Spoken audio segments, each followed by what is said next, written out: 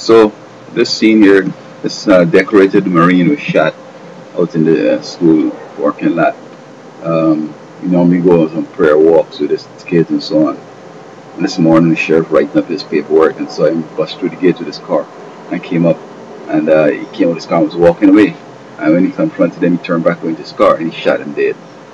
And the sheriff department now coming with some rigmarole saying that the cop was scared for the kids. He thought he was going to harm them. And I see this what I'm talking about. The cowards. You know, we making it possible that cowards could survive. I believe that the survival of the fittest is not only the law of the jungle, but it's the law when you want to stay strong. You just can't put some weakling in there and say, oh, you know, we good. You just go ahead and take care of business. I recall when I was in Canada around 1993 and 95, there's a big time American psychologist called Dr. He's a Christian psychologist.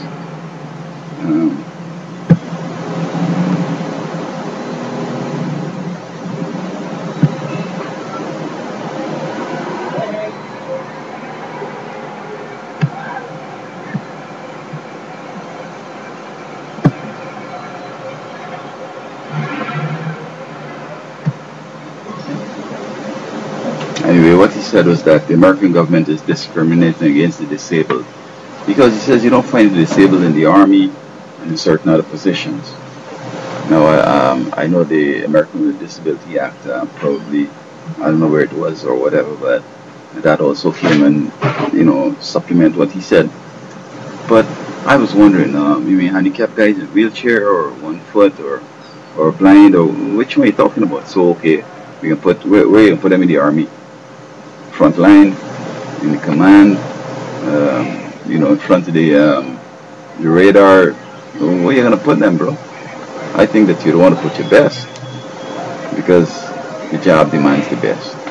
You put your handicap out there and the people put some real, you know, able body, they're going to eat up your handicapped people, man. And so this sheriff here seemed to be a coward. He don't seem to have had fighting experience because a lot of times I've had such fighting experience that it was just fun. I used to just like it. But what it has helped me to do is be able to read situations. Now, in the past they said that women, especially who might have been suffer or victim of domestic violence, when they become police, anytime a man comes around and just, you know, behave aggressively, they're ready to shoot him. And if he doesn't stop and he keeps coming close, they're going to shoot him because they have that trauma and they don't want to be, you know, harmed again. In fact, when you put them in front line and the fight coming, this turn back, but I don't want to body scratch the face and check out the eye or scratch the neck up because that is their beauty and that is what they think keeps them viable and attractive and so on. So you have to be careful where you're putting them. So that if the sheriff had some fighting experience, he'd know when somebody is really angry at you, at him, or if the person is really going to harm him, or if he's harming others. You could read that. And so because they don't have no experience like that, and they join the sheriff so they could have a gun and they could exercise their little perverted will on people. Just like the homeschool folks. They haven't been tested, their ideas haven't been tested out with other students that have different experiences. Like I'm poor. I was, you know, living in Skid Row in my country, alright? But I had the kind of experience that is so practical that in class, if I agree with your point or your point agrees with mine, you're on. Because I passed through so many communities and I know what works. So that, you know, I would have been able to help you to come up with something. But you stayed by yourself and you come up with all these ideas. Oh, I'll declare my country is socialist like Burnham. And I will nationalize all these big companies. And I will take over this and I will give people party cards so you could get only work, you have a party card. Yeah, but you're going to nationalize stuff. But who's going to buy your stuff? Same guys who companies nationalize, they used to buy it and do so and make some money. And so they're going to buy it again. And so what are you going to do?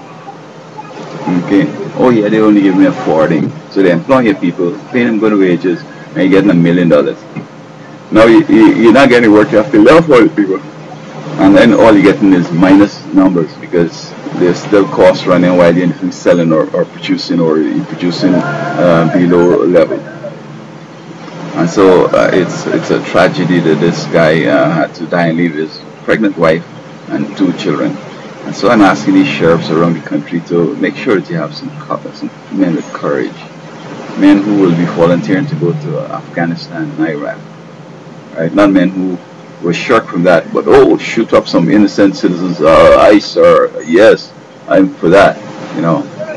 The other day, this guy with an iron in the parking lot again in California, out by somewhere on Atlantic Boulevard. This cop now shot him because they say he swung at them, and the guy didn't swing nowhere at them, but they're just seeing stuff because they're cowards. So we need to put cowards in the place. If you're a coward, get out of here. Because look at God, for example. God said, I need some men to go and fight this battle out here, but you really need nobody. Just trying to play confidence tricks with them. So he said, okay, he led them to a stream, and he said, Captain, all the men that look like the business put them on one side, and all the others put them on the other side. So those who coming through, taking the time and taking a drink and looking up to the sky and saying,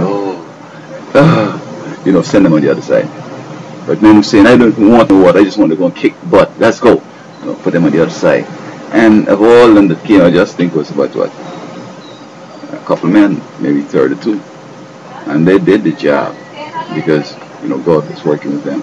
And I think that if we have some courageous people in the sheriff department, courageous people who will not want necessarily a big life on drug money, so they won't be pushing drugs to make some extra money to do stuff. And they will, ask the colleagues, man, listen, bro, there's no drug dealing in this place, bro. What's wrong with you, man? If you want drug dealing, quit and go and deal the drugs outside, not through this, department here. And then we'll see things change and things will get a lot better. And all this drug war they have, it will end because, the root of the problem is a lot of times with these cops. They're the ones that really are the drug dealers, killing people unnecessarily and innocent folks.